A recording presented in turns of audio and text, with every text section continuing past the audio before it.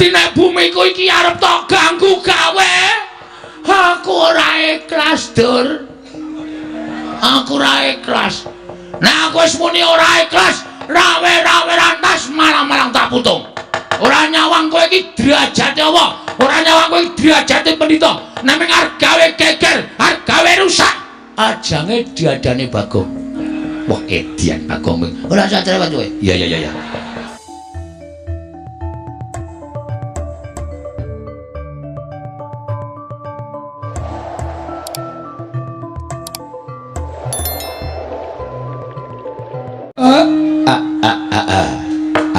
Blegegekugek sadulita mel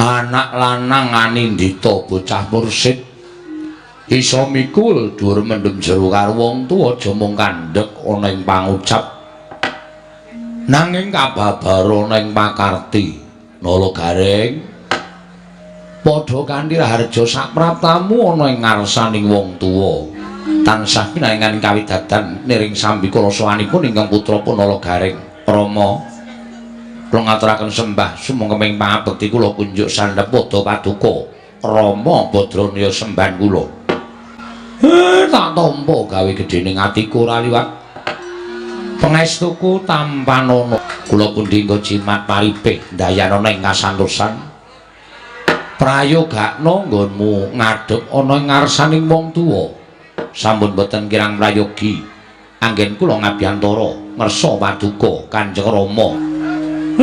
Petruk kowe padha raharja Petruk. Tansah pinaning kawidadan sowan kula Pak.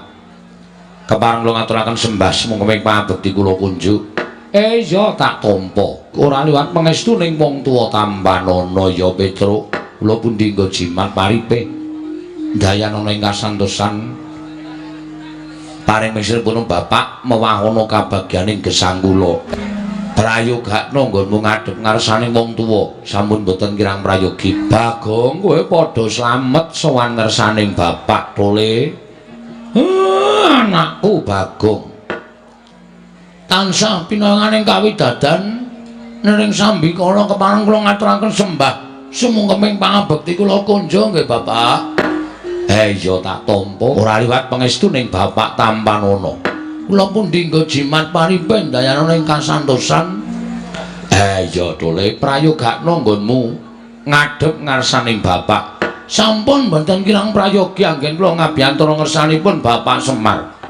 Mesti wae kaget atimu teka dina iki kowe tak timbali sowan ndadosaken kejut raos ing manah kula.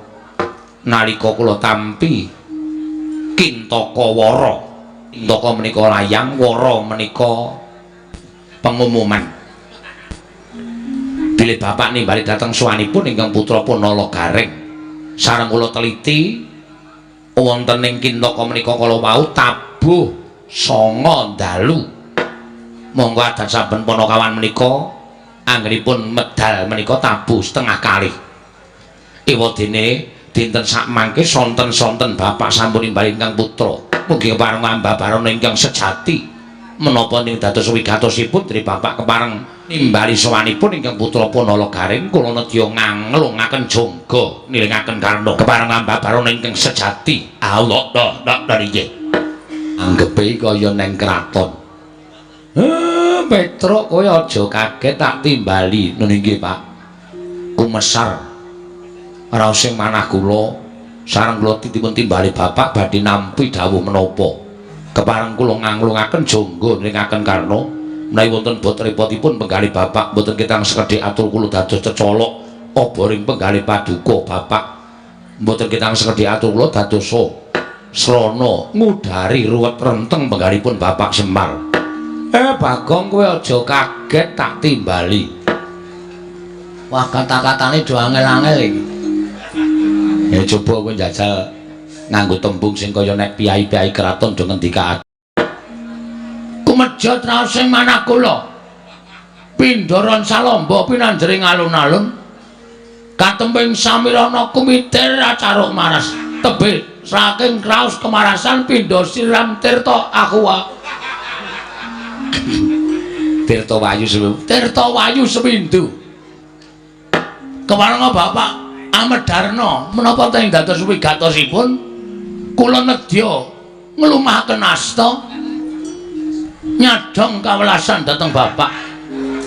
Lho kok kaya wong ngemis. Iki nyadong timbalan ora kaya wong ngemis. Nganglungaken janggane Kakang Karna Bapak kula atring ngendika ingkang langkung terwelu terwaca supados wijang anggen kula nampi menaipun Bapak saged nyolok mripatipun Bapak cecolok obor ruwet renteng penggalipun Bapak angudari angujuli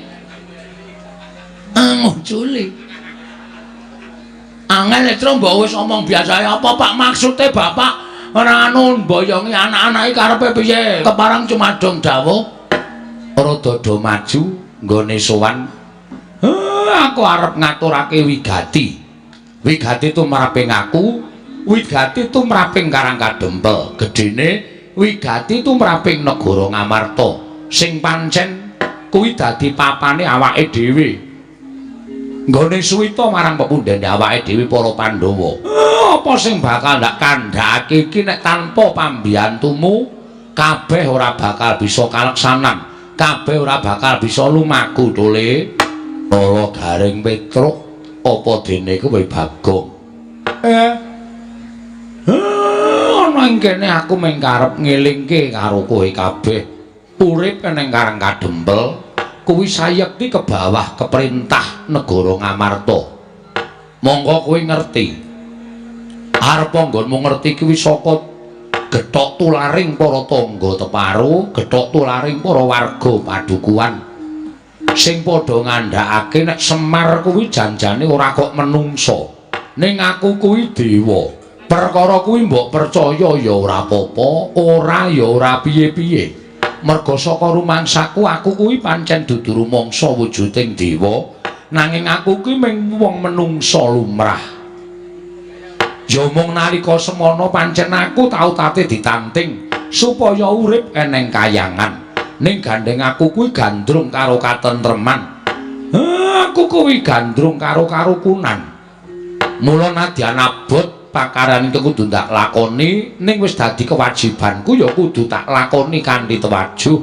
minangka dadi pamomonging para satriya ingkang dadi utusaning adil gawe jagat iki supaya tentrem gawe jagat iki supaya rukun saksuwene kowe karo aku ngetutke para satriya sing suwe dhewe nggone awake dhewe suwita ya ming marang para Pandhawa wiwit Pandhawa kuncung nganti gelung wiwit Pandhawa jabang nganti celapreng ora kendhat tansah sumanding kelawan Panakawan tansah tak awat-awati laku jantraning para Pandhawa wiwit padha nglakoni urip eneng alas wiwit padha nglakoni tapa brata disingkang-singkang dening Kurawa nganti Pandhawa entuk negara Ngendraprasta merga ndaramu Ndara Bratasena nggone babat Wanamarta wekasan negara Jim wenteh dadi negara kamanungsan ingkang sinebut negara Ngamarta. Negara Ngamarta dilenggahi dening pepundhenmu para Pandhawa. Tole nalika Ngamarta dilenggahi dening pepundhenmu para Pandhawa kawiwitan tekan sinuwun Darmakusuma ngasta bawat peperintahan ingkang sepisan negara Ngamarta undak-undakane ora kaya ingkang padha dingerteni ngungkuli marang negara-negara ingkang luwih gedhe Ngamarta kondhang negara ingkang panjang punjung pasir pawukir loh jinawi gemah ripah karta tata raharja mongko Ngamarta kuwi dumadi saka pirang-pirang pulo dumadi saka pirang-pirang daerah dumadi saka pirang-pirang suku lan agama lan budaya ewadene Pandhawa bisa nyawijekake ya kuwi nyawiji karukunan nyawiji katentreman lan kamanunggalan tunggal cipta rasa karsa lan karyane mula nalika semana Ngamarta kuwi dadi rerasananing para negara liya padha gandrung karo negara Ngamarta akeh kawula ingkang pindah saka negara liya ngawula marang negara Ngamarta merga kepengin urip mulya, urip rukun lan urip tentrem.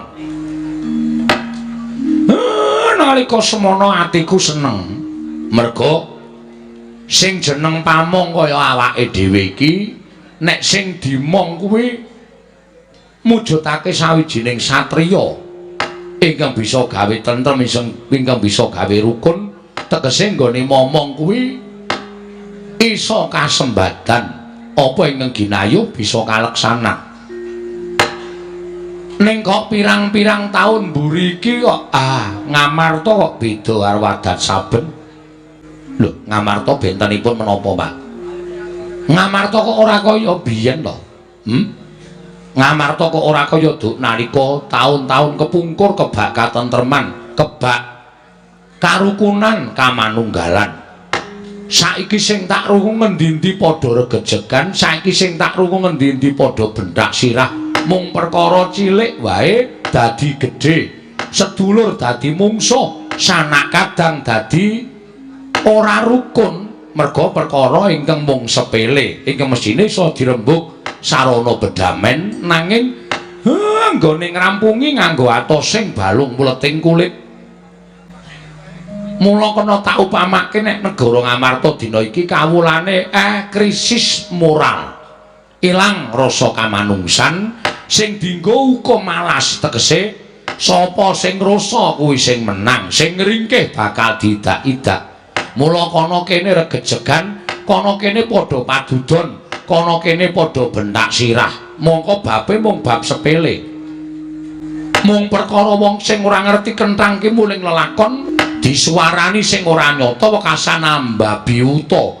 Numbuk bentus budel bingung gawe geger ing sak nggon-nggon. Ngamarta iki nek saya suwe tak nengke wae kok. Sak ngertiku Ngamarta kok kaya ming sak siliring bawang, sak umuring jagung, sak uruping damar. Ngamarta ora suwe meneh mesti bakal remuk bubuk dadi rempon. Lah nek negara Ngamarta kuwi rubuh, pendhawane ora ana, terus sing dadi utusane ngadil mangrurah satru murka, sing tukule kaya suket ning jagat iki sapa sing arep tanggung jawab? Ora kaprihatinanku sing kaya ngene iki mau. Niatku pancen aku kepengin dandan-dandan negara Ngamarta. Dandan-dandan negara Ngamarta kersanipun Bapak. Aku pengen bangun kayangan ning negara Ngamarta. Pak. Bapak kok pengen bangun kayangan niku nuwun sewu. Kula nuwun pamunten lho. Bapak niku ora nuwun sewu, ora ngilu karo kahanane Bapak piyambak.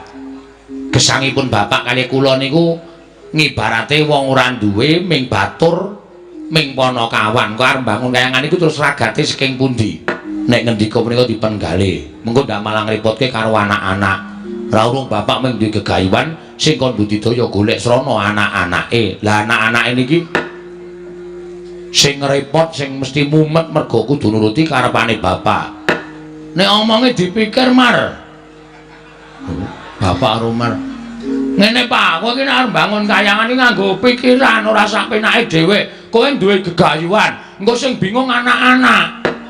Mengko aku wis kebanyakan kredit iki. Nek nganti aku takon golek utangan perkara kowe arep bangun kayangan awe cilaka. Awe cilaka mencit iki. Sedinane iso ora tanggo iso nyukupi lek ku nyaur blang plecet, Pak. Posek to. Nek wong tuwa omong ki dirungokke sik. Ora padha tinclebung sak penake dhewe.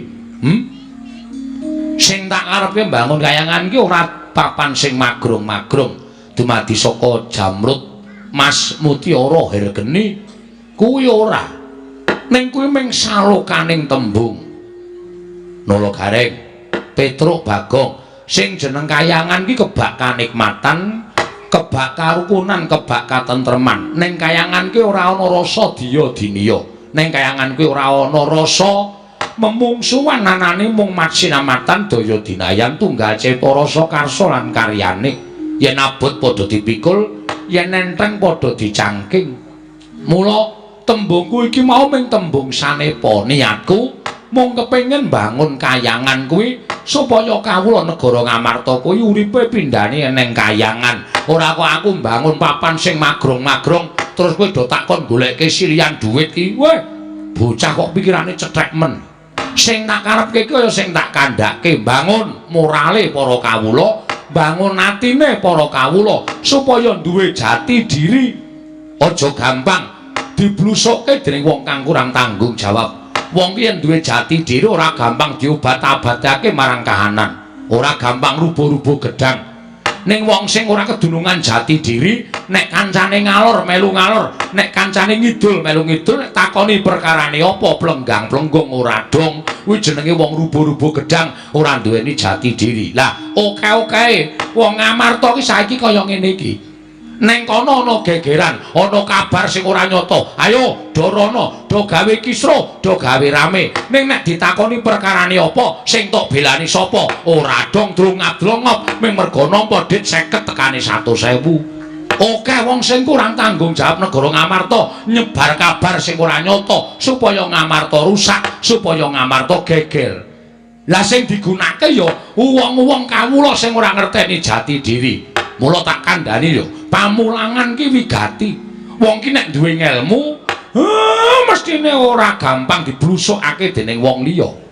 Wong ki nek duwe ngelmu, ning nek wong ora kedunungan ngelmu, nyepelekke ngelmu, ngelmune gunane nggo apa? Sing wigati awak rasa duwe kewanen. Kewanen awak rasa nek tanpa ngelmu, wah ming kaya kebo. Ning kedurungan kekuatan kasantosan ya kudu sinartan ngelmu. Semono uga ngelmu tanpa kasantosan ya ora ana gunane. Mula aja nglerokke wong tuwa. Anggepe Semar kuwi mbangun kayangan kuwi nggo pondasi ndiasmu kuwi. Mesu bapak kare. Kok senengane do nyaruwus. Kapan kowe tau nuruti karepe Semar? Kapan kowe tau nuruti karepe Semar? Kowe iki pendak dina anane ming njaluk karo wong tuwa, mongko sak temene kowe iki wis gerang-gerang, wis do mentas kabeh. Nek ana apa-apa kudu tanggung jawab dhewe. Jare Cakra Manggilingan, bocah kuwi nek isih cilik dituntun karo wong tuwa, didulang karo wong tuwa, dipinterke karo wong tuwa. Sok nek wong tuane wis tuwek, anake wis padha mentas, wong tuwa ki dadi tanggungane anak. Ning pendak-pendak gareng arep tak nunuti, aku repot, aku sibuk, ora sempat ngurusi wong tuwa. Petruk arep tak nunuti, jarine gaweane akeh. Bagong arep tak nunuti, wong tuwa nek nguyuh sak nggon-nggon marahi omahku pesing. Kowe mbiyen cilik tak gedhekke bareng gedhe kon gula wentah wong tuwa do wangsulan menungso keparat kabeh. Sanes kula lho Pak Petruk, sanes kula lho Pak Bagong. Wong trio. Iki ngapa melu nyeneni iki ora? Senani kabeh kok dadak urut-urutan kok tibane kari dhewe aku. Neng kene iki aku njaluk gawemu merga pamonging Pandhawa iki ora ming aku tok. Ning kowe wong telu iki ya dadi pamonging Pandhawa, dadi ala becike negara Ngamarta iki gumantung ning aku, kowe, Petruk lan Bagong. Abang biru ning kanan negara Ngamarta iki eneng aku, kowe, Petruk lan Bagong. Nek nganti Ngamarta rusak, nek nganti Ngamarta kuwi elek kedadeane, sing dicucuk karo dewa aku. Lah mbiyen ngopo Semar kok sago momong para Pandhawa? Lah mbiyen ngopo Semar kok sago minangka dadi pamonging negara Ngamarta? Terus tanggung jawabe pamong piye?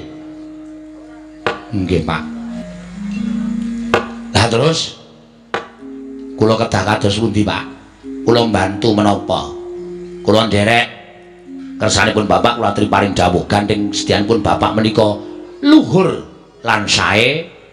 Monggo kula aturi paring pangandikan. Bapak ngersake napa menawi kedah kula sade griya kula kangge kabatanipun Bapak kula mboten napa-napa, ikhlas lahir batin. Nadyan kedah kula sade kendaraan kula kangge kabatanipun Bapak kula sadene wonten Bapak kasembatan bangun kayangan. Pak, kula aturi paring dawuh, Pak. Nadyan kedah kula sade bojo kula. Ora ndek apa-apa, Tru. Omah meng kontrak, kendaraan ra ana. Anane meng bojo wis semper. Adole wae. Nek ndi dadak nuntun arep adus dadak godhoke wedang. Jeneng ora kaya ngono kuwi kaya. Bapak Ulatri parangan paring pangandikan. Mangke kula sadhe Tegal kidul kula nika, Pak. Nggon aku. Nggon aku sing itu bagian itu. Ha wis tok dol ngono kok. Waduh. Nggih pun Pak, kula urun. Anu mawon. Tenaga. Pokoke kula urun tenaga, mboten saged ngaturaken menapa-menapa. Ning ampun disepelekke arepa ping tenaga menika ya dibutuhake, Pak. Merga kula nika di antara anake Semar sing sekolahe paling dhuwur menika namung kula. Waduh, gayane. Gareng menika kelas 3 SD medal. Petro kelas 5 menika medal. Mergi nginjen roke Bu Guru ya ta. Ora. Akae kowe nang ister pas di PP tok ilang-ilingi kae. Garap ming di PP. Aku nangan sing duwe ya nesu. Kula sing paling iso lulus, Pak. Lulus apa kowe? SD. Apa kok SD? Aming SD kok pamer. SD iki, kowe SD tekan kelas 6 lho, Tru. Ayo menang sing SMP. Goblok kowe. SMP tekan kelas 3 kok. Ayo dhuwur SMP. Weh, SD kelas piro? 6. SMP 3. 6 karo 3 ke endi? Oke 6. Ah, gene. Wis tekan kelas 6 dadak balik tekan kelas 3. Go ngapa? SD wis dhuwur dhewe. Ha iya nek hitungane cah petuk ya kaya ngono kuwi. Nolo Gareng Petruk Bagong aja ting clomet. Aku tak omong karo kowe. Kowe mau kaya iso omong to. Ana syarat-syarane ingkang kudu kelakon. Syarat-syaranipun aku njaluk pepundhenmu Pandhawa 5 cacahe rawuh ning Karakadempel sinambi mundi pustaka Jamus kelima sada. Angka 2 pepundhenmu Ndarawati kudu rawuh ning Karakadempel sinambi ngaturake Sekar Wijaya Kesuma. Angka 3 pepundhenmu Prabu Mandura rawuh ning Karakadempel ngaturake pusaka Mandura Kiai Alugara apa dene Kiai Nenggala. Gandeng anakku 3 kowe Petruk karo Bagong dumen dhewe-dhewe. Sapa sing arep ning Amarta, sapa sing arep ning Ndarawati, sapa sing arep ning Mandura. Kula tak teng Ndarawati mawon, Pak. Gareng sagu, syukur. Kula tak teng negara Ngamarta tak matur kali pepundhen kula Ndara Puntadewa merga nek kula pikir kok aman dhewe teng Ngamarta.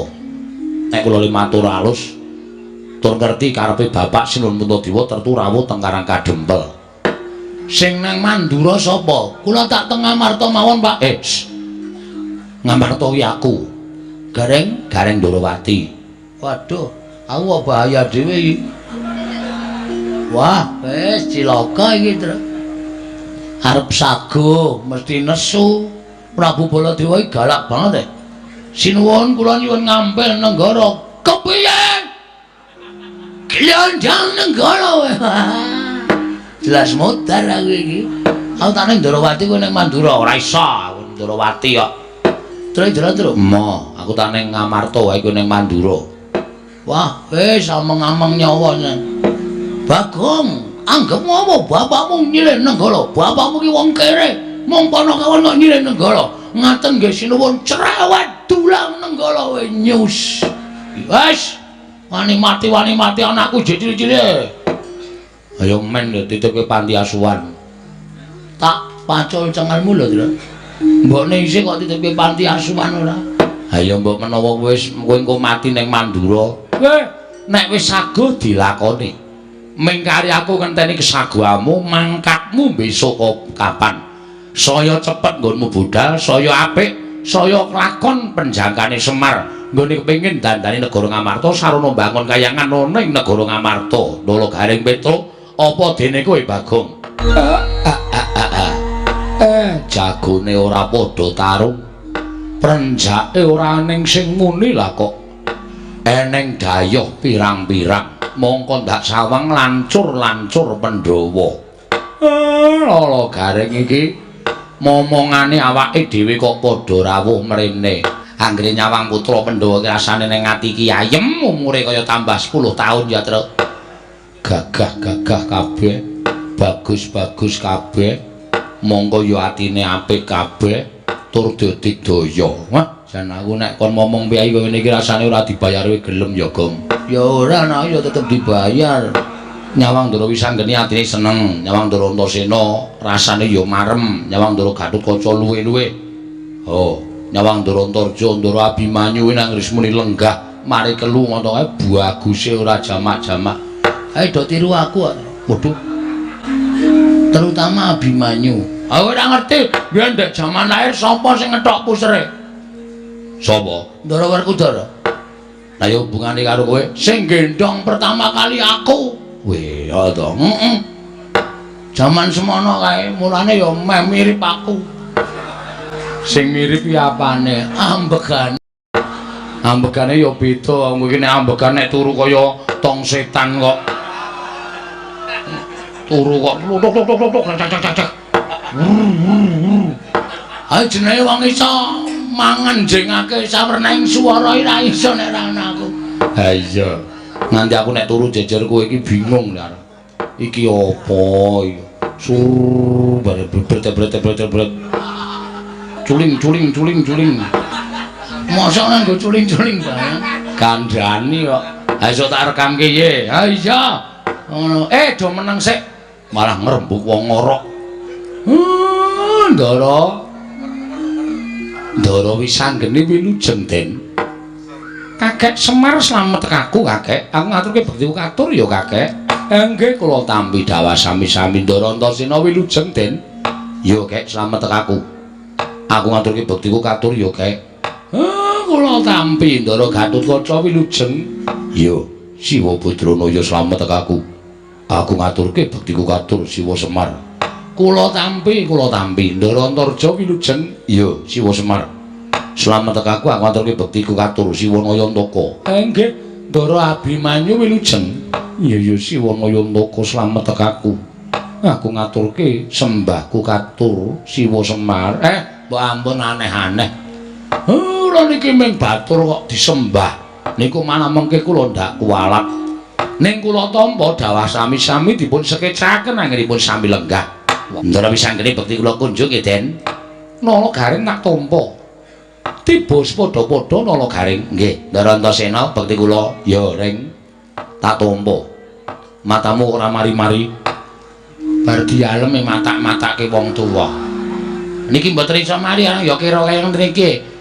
Ya syukur, muga-muga tak dongak-dongake ndang bener. Nggih, matur sembah nuwun. Dipun sekecaken? Ya, wis ora kurang kepenak. Ndara Gatotkaca bekti kula nggih, Den. Ya garing tak tampa.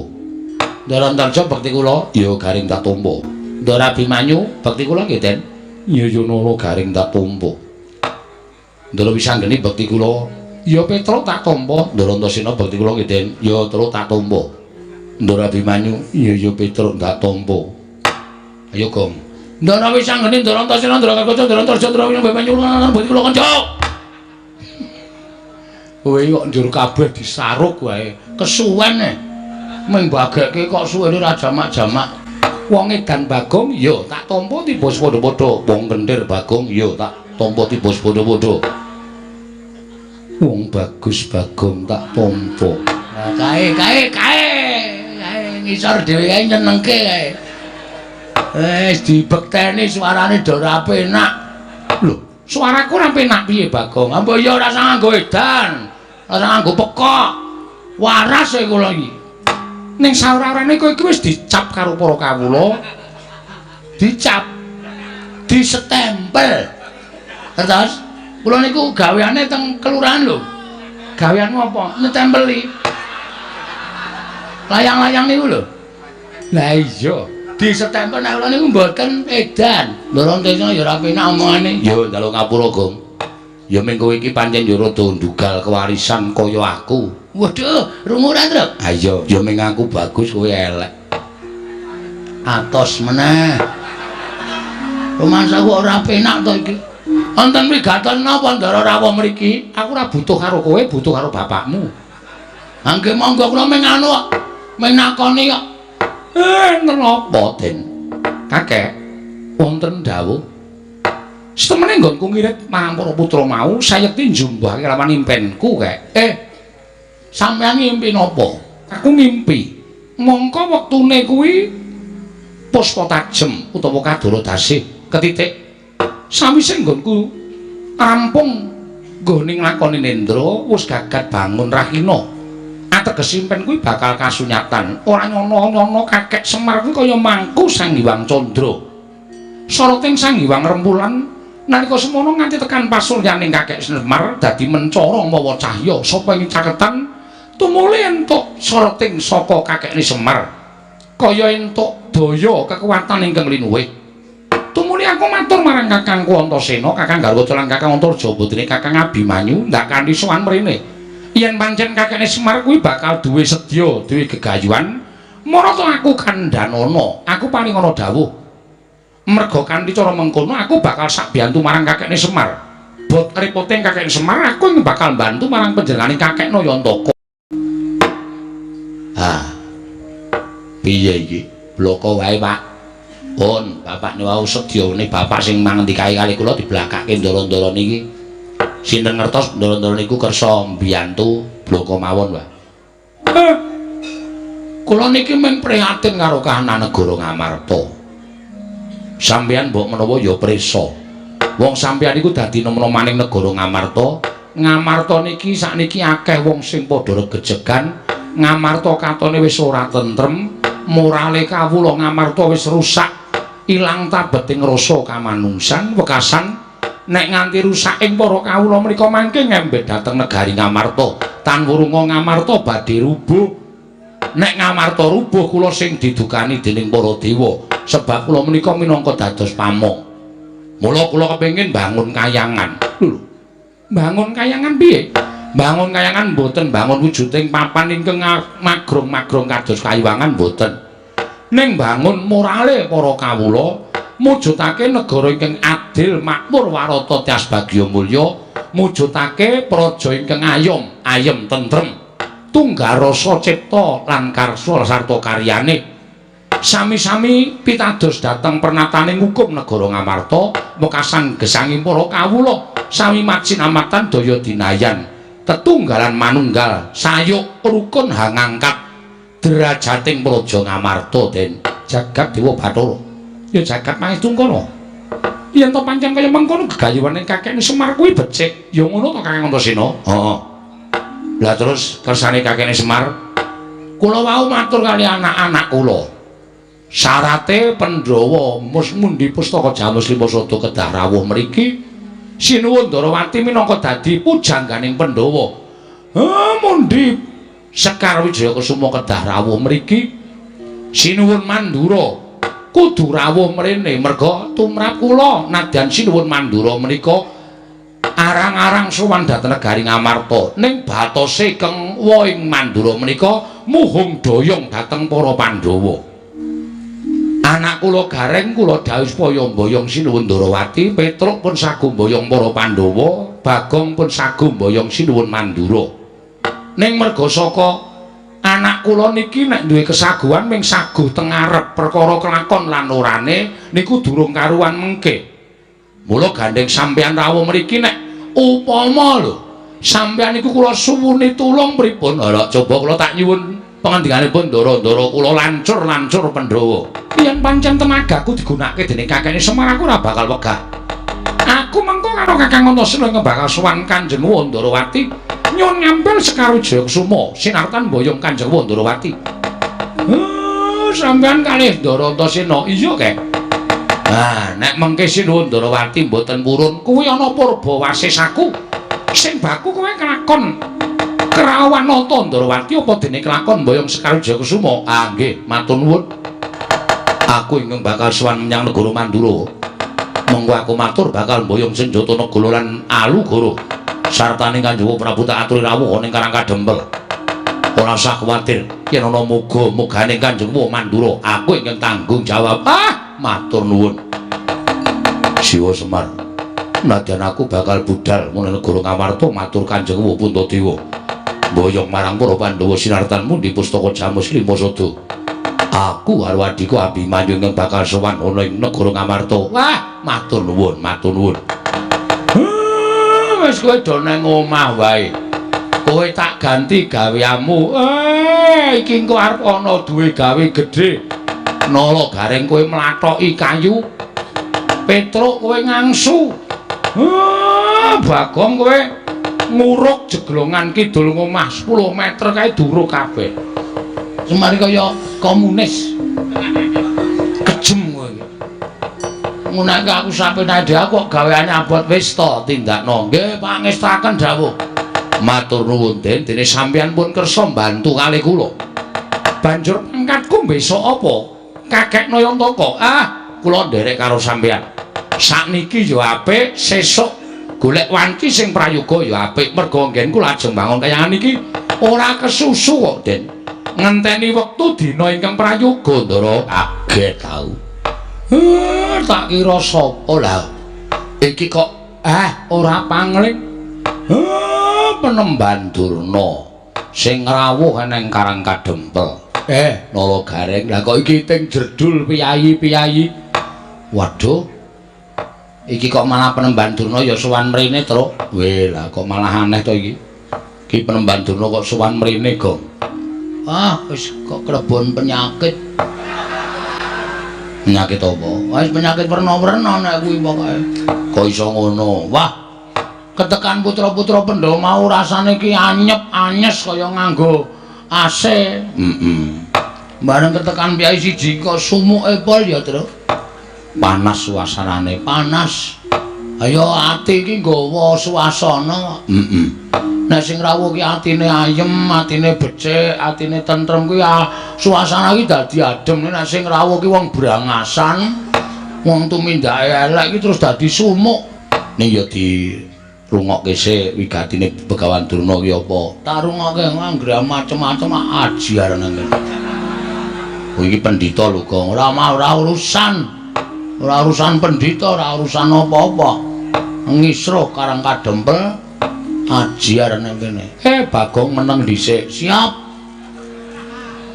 Aku tak nyuwun prisa Begawan Durna. Takoni, Pak.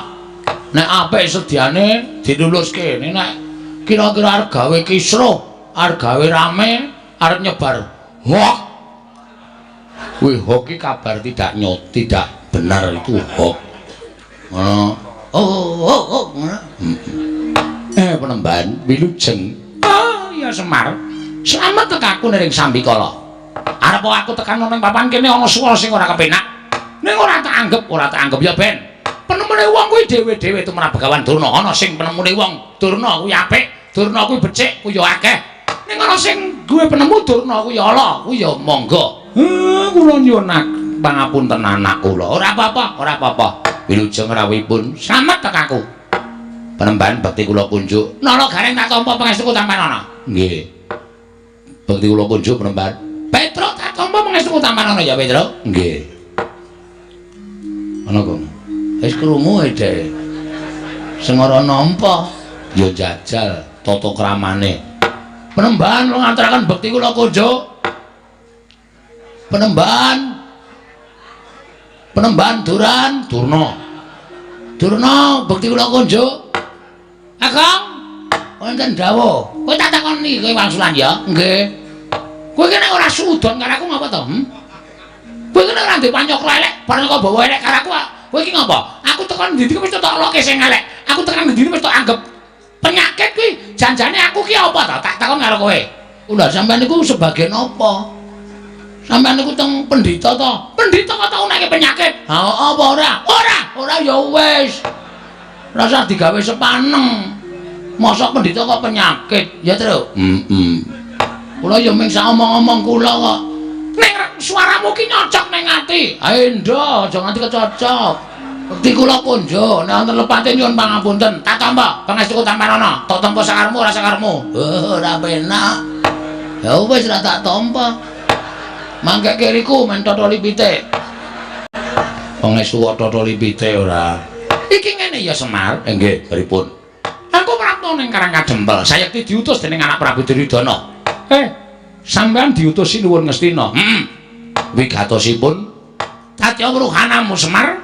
Yen to kana negara Ngastina saiki lagi nungsang kuyang gudel bingung numbuk bentus para kawulane. Merga wis ana sesasi iki negara Ngastina kuwi kaya ketaman begebluk. Akeh para kawula ingkang lara sore ketiwasan, sore lara esuk nandhang kapralaya. Mongko wis ngadal saling usada. Wis ora kurang-kurang nek Prabu Duryudana ngrawake para Brahmana winasih sewa sugata menyang para nimpuna supaya nambah rengganing praja panandene katindakake gagar wigar tenantuk karya. Ana tumuli dawuh kalawan aku supaya aku mahasing asamun, mahasing asepi tapa brata semedi maladi hening nyuwun palimarmaning para dewa. Jroning aku tapa aku entuk sasmita ing ndumeling ana ing Karna. Sasmitaning dewa ingkang tak tampa negara Ngastina bisa maluya nirmala temajati jati temamulya. Yen ta ora ketang amung sedhela tinenggan dening Semar Badranaya. Mula Semar tumuli aku diutus dening anak Prabu Duryudana supaya sopan ning Karang Kadempel ing wigati mboyong marang kowe. Ayo tak kanthi kowe sowan ning negara Ngastina ora ketang mung sedina rong dina. Kowe mapan ning negara Ngastina mengko yen ta pagebluk mau wis sirep tumuli kowe bali ning Karang Kadempel. Kowe mau bali marang Karang Kadempel ora apa-apa Semar, ora apa-apa. Malah kepasang Yogyakarta tujuh nginu. Dene kowe gelem mapan ning negara Ngastina. Kowe njaluk apa bakal keturutan. Kowe njaluk pangkat apa bakal kasembadan Semar. Nggih. Mula dina iki setemene aku ora kok sowan ijen. Kurawa wis padha mlumpuk nedya mboyong marang kowe. Wis diyasake tandu. Saka ing Karang Kadempel tekan negara Ngastina kowe ora bakal dijak mlaku, nanging bakal ditandu, dianggep wong sing wigati, wong sing bakal gawe padang negara Ngastina. Ayo, dina iki mangkat Semar. Mengko upama kowe wis iso gawe padang negara Ngastina, balimu kowe bakal disangoni 7 gerobak Mas Picis Raja Brana.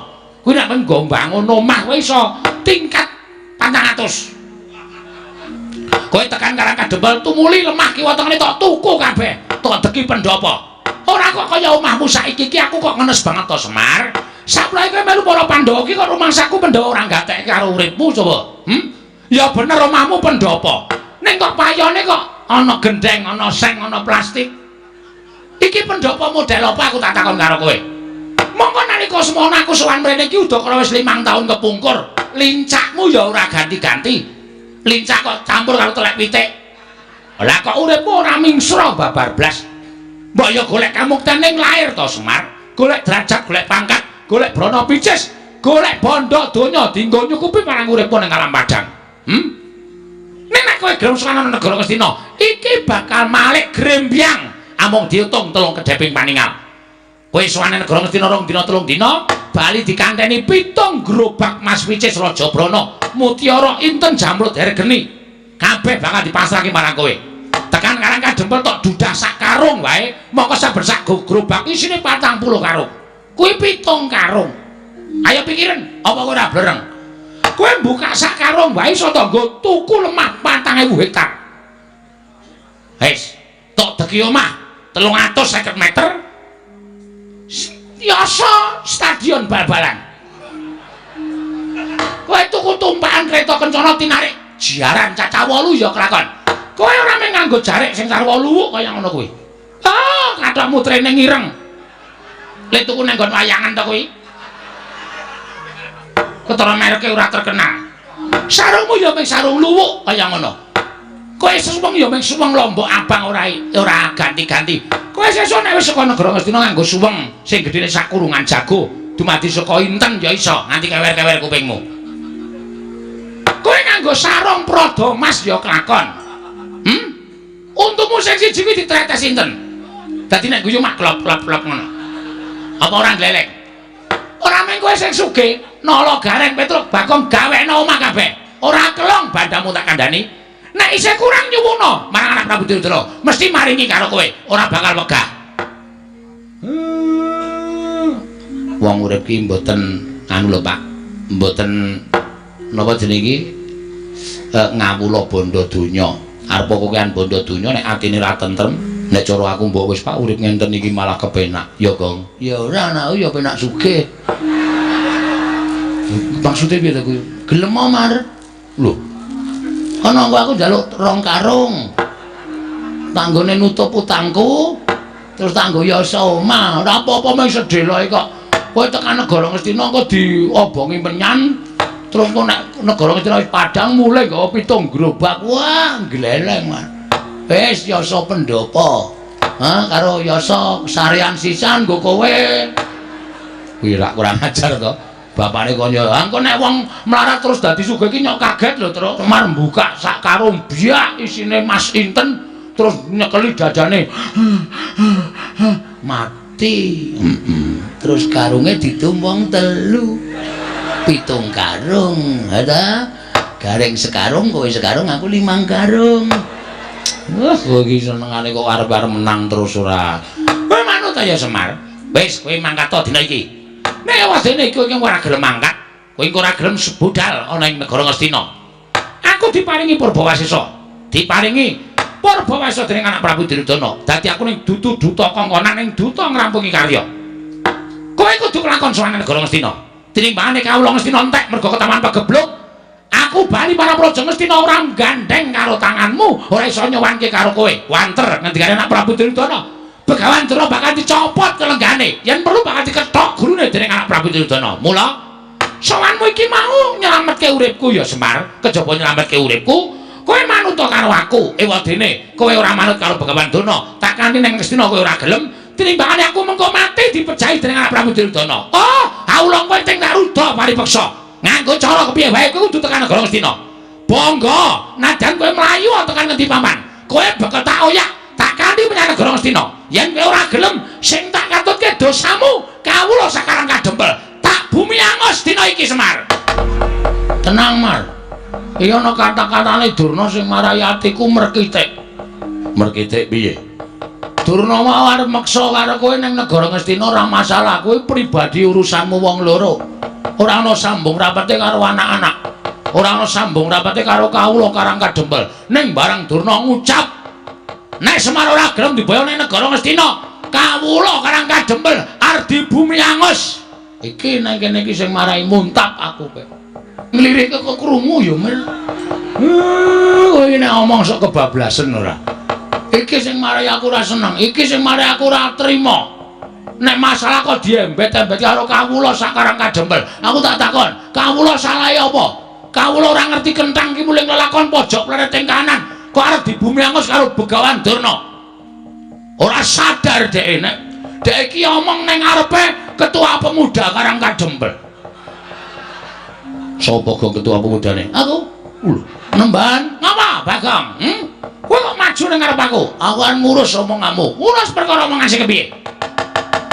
Kowe mau omong muni piye? Lho, kowe kok ora basa karo aku? Oh ya ora penak suarane. Gunane apa aku mbasani pendhita sing ora penak suarane? Kowe sadar ora to? Nganggo jubah putih, kethu putih kuwi pambegane ya putih, resik atimu. Ning sing putih mung jubah karo kethumu, nek atimu letek kowe pendhita ndok basa. Penyakit. Mulane ndi-ndi anggere ning Durna geger, ngendi-endi anggere ning Durna geger. Kowe menghasut dengan kata-kata sing ora bener. Loh. Aku muni piye kok kowe nesu? Kowe mau muni piye? Sing arep bumi angus apa?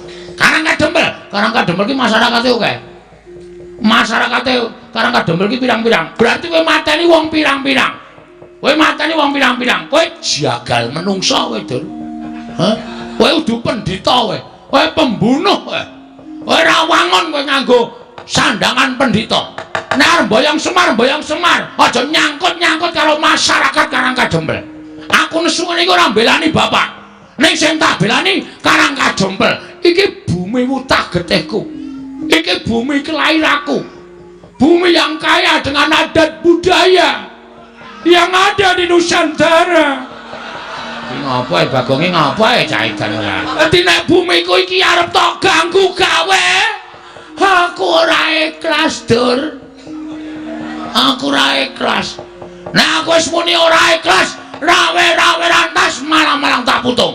Ora nyawang kowe iki derajate apa? Ora nyawang kowe iki derajate pendhita. Nek arep gawe geger, arep gawe rusak, ajange diadane Bagong. Wah, edian Bagong. Ora usah cerewet kowe. Iya. Entane nang kene. Nang ndi, Gong? Salin. Wah.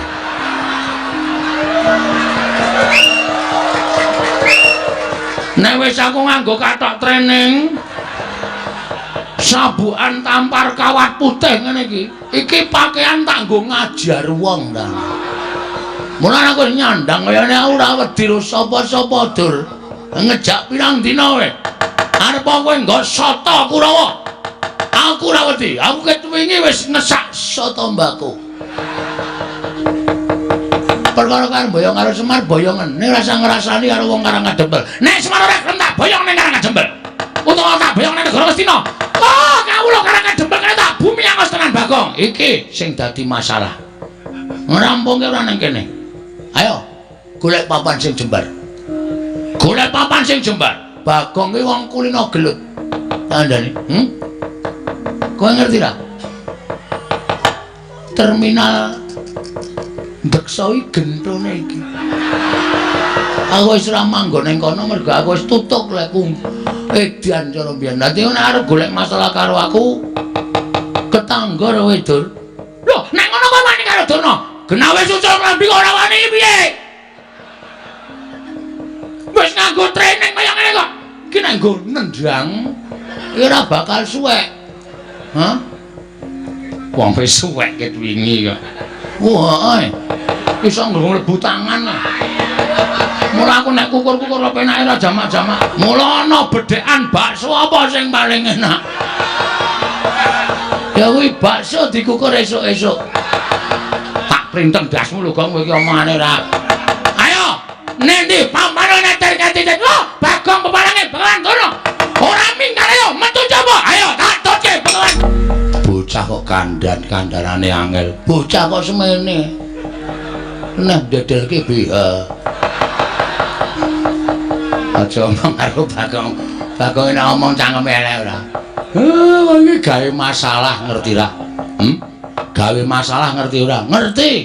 Lah kok tok gawe masalah pancen gak sengaja, Pak. Aku ora mbelani kowe lho, Pak, kowe aja GR. Aku ora ngelani kowe. Kowe arep perkara arep diboyo karo Durna ora masalah, terserah. Kuwi perkaramu. Kowe arep nggawa 7 gerobak karo ngisi mas, monggo aku ora pengen. Nek Durna ngrasani katentremaning masyarakat Karangadempel. Iki, Pak, sing wis diresmi dilantik dadi ketua pemuda. Tentrem lan orane desa kuwi ning pundhake para nom-noman. Ora kok malah nom-nomane padha teler-teleran. Padha dolanan obat. Manusia macam apa ku? Terus di mana? Di mana tulang punggung negara nek tulang punggunge wedok teng gloyor ora karu-karuan. Negarane remuk. Mula aku kudu sesanggem, aku tak rampungake. Aku adoh saka minuman keras, adoh saka obat-obatan. Sirku ngopo? Gawe tentrem Karangadempel. Nek ana sing ganggu Karangadempel kaya Durna kuwi mau, aku sing ora nrimake. Aku dadi kangeni mayang sewengi ra metu Bagong ditakoke. Ayo. Ngero le. Ha wis kono nek nandangi Durna nek ditandangi. Lho. Aja sing ngewangi sapa? Lah wong sing nantang kowe kok njaluk diwangi. Truk. Diwangi ora kowe? Aku ora ndek masalah apa-apa. Aku ono dirampungke dhewe. Aku le ngoyo perang ro Kurawa ming nglabuhi lambemu mbok yo men. Reng kowe ora ngewangi aku kok. Lho, ngapa aku ora ndek masalah apa-apa kok? Ya wis, oke. Kowe ngono saiki karo aku. Ora masalah. Dikira aku terus ming semendhe karo kekuatanmu apa, Truk? Dumeku anake Semar sing dhuwur dhewe, sing jangkae amba dhewe, sing kekuatane gedhe dhewe. Kowe tak suwune tulung nyingkirke memala Karangadempele wangsulamu kaya ngono. Oke. Tak titani omonganmu esuk sore iki. Wanggure kowe njaluk tulung, Gong. Iki, Gong. Tak preke omongan. Wis ora sambung kowe aku. Gus, apa? Sampeyan sayang mboten kali kula. Mongko kowe abdi sing paling nyenengke. Ngamarta ki nek ora ana kowe, ming ana Gareng karo Petruk karo bapakmu ki ora gayeng. Nek ana kowe dadi gayenge ora jamak-jamak. Ngamarta dadi kaya kebak kabagian. Betul. Terus mengenai hal seperti ini, sing endi? Durna niki wau lho. Pun kula tantange. Sing nantang Durna sapa kula? Sampeyan prisa to? Iya, aku ngerti. Lah terus napa sampeyan mboten ngewangi kula? Lho, Bagong, kowe arep gelut karo Durna to? Nggih, aja kuwatir. Aku sing ngrampungi. Daradasena, apa? Kowe sampeyan sayang kula mboten? Ora, us. Mbok sayang yo. Lah piye kon ngajar Kurawa? Wis kowe lungguh sing kepenak. Engko Kurawa tak jotosane. Asik. Ndara Gatotkaca. Piye Bagong?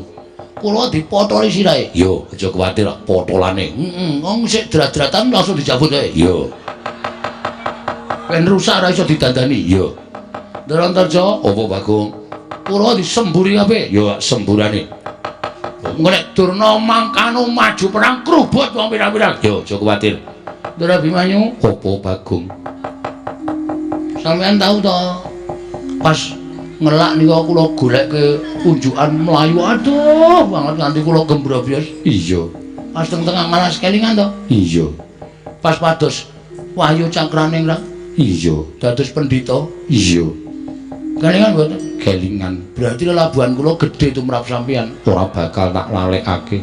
Saniki kula nek ke taman kanan kelingan mriki panjenengan pripun? Aja kuwatir aku mbelani kowe. Sip. Ora butuh kowe nyok. Padhake ora butuh kowe, terus ora butuh gareng. Iki rekan-rekanku. Wis siap nandingi para Sata Kurawa. Oh, ngoten. Awong ya urung do mangkat kok. Kaya kowe iki bombong-bombongo. Oh iya ya. Niki lajeng mangkat methuke Kurawa njeng napa? Lho, aku manut kowe. Kowe iki ketua pemuda to. Aku manut ketuane. Oke, ketua pemuda memerintahkan anak-anak Pandhawa Buddha sekarang menemui. Aduh, kok. Lho, Sata Kurawa dibuat mundur. Pukul mundur para Sata Kurawa. Mangkat saiki, Bagong. Buddha samriko. Piye, do percaya ora kan? Ketua pemuda sing ngesahke Narendra Ngamarta do wedi karo aku. Budal saiki sendika Bagong. Aku nek rame-rame ra dipercaya karo telek-telek iki ora masalah. Ora apa-apa kowe do ora percaya karo aku. Ane sing penting aku dipercaya karo ndara-ndara putra-putra Pandhawa. Ning kowe ya aja meneng bae Bagong, kowe mbantu. Siap. Mbantu aku nek anu apa jenenge jagoku kaya ngono kae kumandel mesti menang kok. Ayo. Aku tak mlebu ning ngomah tak ketemu karo mbokmu. Si Mbok Kanasren, Pak? Pak. Kowe kok iso entuk si Mbok Kanasren, moko si Mbok Kanasren iki widodari lho, Pak. Kok iso entuk? Tok sepe? Ora. Guna-guna mesti aku elek. Elek kae mbokmu tresno karo aku. Ngene wae, Pak, simbok tapeke. Us. Bocah nekat. Simbok barang kok dijaluk ora. Ayo kowe ora ngerti kok. Simbok Kanasren iki widodari, Reng. Wah, Semar iki gleleng. Mulane gedheke Semar tak bolongi. Awan ndelok polahe Semar. Nang tak bolong tutupi kertas semen. Tak bolong meneh tutupi kertas semen. Tak uncek ra kena tutupi triplek keparat tenan. Wong arep delok kok njaba padang banget. Wong arep nginjen kok bolongane disenteri. Wis ning jero rak ya krasa kok ana clorot-clorot. Ha goblokmu ora. Karena aku bar golek kodoke. Tau dipasangi dom terus Semar. Oh, Semar. Ben keculek matane ora. Dan untung ora nyoblos. Ungu nekno ladrang. Adrang Wayu. Aja. Bagong. Heeh. Sapa iki? Aku kok kaya urung tau tepung. Lho. Aku Kurawa, piranganing Sata Kurawa. Kartomarma dudu Kartomarma, pancen aku padha karo Kartomarma, ning aranku Surtayu. Wis jeneng kok nganggo jeneng kali. Lho. Jeneng kali sapa? Serayu. Surtayu. Bapakmu tak boyong ning negara Ngastina. Nek perkara Durna arep mboyong karo bapak meh gemantung wangsulane bapak. Bapak gelem apa ora? Nek bapakmu ya wis wong nyilik wong ngomboyong ki adile sing diboyong gelem ya mangkat ora ya wis. Ora kok meksa sak penake dhewe. Terus arep gawe geger karang kadempel. Bagong sing ora trima. Tantrimaning Bagong Durna tak tantang aku ngerti nek Durna nggawa Kurawa. Ayo, krubuten legane atiku. Boyongan Semar nek iso nglangkai kuwandane Antasena. Ngopo aku sing tok ajoke. Lah sampean iki aja ngewangi kula mboten, ngewangi kowe. Ame ditantangke kok nesu. Lha niku wong tuwa dikeplak. Pun pokoke sampean siap begitu niki wani sikat. Yo. Karo ketua pemuda ora kena ngeyel. Iya, yo. Nyepelekke ora. Iki jagoku. Lho, Antasena. Heeh, Pakde. Aku sing ngewangi Siwa Badranaya ya kakekne Semar. Nek Pakde Surtayu ora gelem mundur sak Kurawana aja takon dosa aku sing ngarep mundurke Kurawa. Mulane Bagong gembelo sirahe gleleng pacake. Jebul didombani karo Antasena. Pancen bener, nek ora ana iki apa wani aku. Gandeng ana para putra Pandhawa mula lambeku sak penake dhewe eling jeplak. Mergo aku dikewang karo anak-anak Pandhawa. Ayo. Sirnana Ndara Antasena, boyongan Semar. Nadyan kowe diwangi anak-anak Pandhawa, sepira kekuatane anak Pandhawa. Apa kira-kira iso ngalahke para Sata Kurawa sing dadi nyatane? Minggir jajale Antasena. Siap, Den? Siap, Gong. Maju. Ya, Totkaca Siwa Kartomarma. Kula aturi mundur. Wah, ora bakal mundur boyong Semar. Bari baksa kula wantun dengan panjenengan. Ayo, ungano dadamu. Kula terima majeng Siwa Kartomarma. Mati dening aku. Ayo.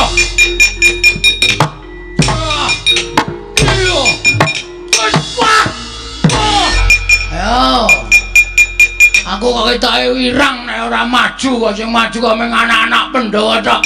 Padahal iki Karang Kadempel. Bumi wutah getihku. Ora pangling iki, Satama. Edian ora basa karo piyayi. Basa apa? Awon basani kowe ha. Dhuwur aku derajate karo kowe. Lho, kowe batul. Aja disawang lair, Mas. Kowe ketoke piyayi ning nuwun sewu. Metu saka weteng apa kowe? Wong tuaku pendhita. Bapakku pendhita, ibuku widodari. Widodari ning galake papat. Lho, galake papat piye? Kowe darang ngerti critane kok. Kowe iki anak jaran mo. Wis. Ora waktune iso ngucap. Kowe aja ngene karo Satama. Ayo, neng kene sapa kowe kopaku sing kudu tekaning pati? Piye? Kaya apa aku sing kudu tekaning pati? Lena pangendhamu tak suguhi ramban. Lho. Tanahe dedak mesti doko. Ha ta? Kuwi pangananmu to? Ora. Kalonjana wis kene ijo-ijo. Wis. Ijo-ijo dengkul mlocot iki. Mati dening aku pangkal sayani. Yo. Nek ora ana sampean modar tenan. Kita arep melu perang bonangel nggih perang niku nggih.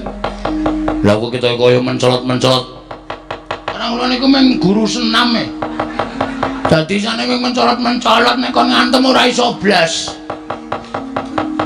Pengen iso perang? Nun? Pengen iso perang? Pengen. Ngamuka tak bantu. Serius? Iya. Ya ora mung omong kosong lho, ora. Tak bantu. Carane? Aku mancing ning awakmu. Tenane? Tenan. Metu ngendi? Metu cangkem? Ora sedeng. Napa niki? Niki ciup ning sok amba barang. Dengkulmu mlocot ora. Mancing ning awak mau. Nggih.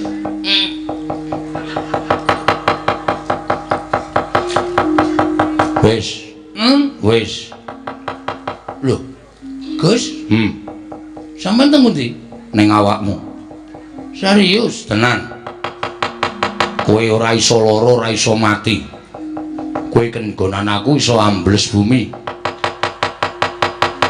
Kowe iso mapan ning jero bumi tanpa beda ning daratan. Tenane? Tenan. Carane? Ngambet-ambekan awakmu tibakno ning bumi ora bablas tekan jero bumi. Niki serius niki? Yo. Mun anggere aku kejegluk tak tonyo sampean. Yo. Oh, lang gleleng tenan iki saiki aku. Ngamuk Kurawa tenan rasa njaluk bantuane sapa-sapa. Wah. Piye reng? Lho. Kok iso ambles bumi? Lho, ayo abdine Ndara Antasena. Coba njajar aku tak weruh. Ki lho, Mas ki lho. Yuk. Jedul mburimu reng, mburimu wedyan. Ambles meneh. Mburimu reng, mburimu wedyan ora sida. Mburimu reng, mburimu wedyan bocah iki kok mbebeda wong tuwa. Mula nek ndek bendara iki dimanfaatke. Iya, war njaluk ndara-ndara.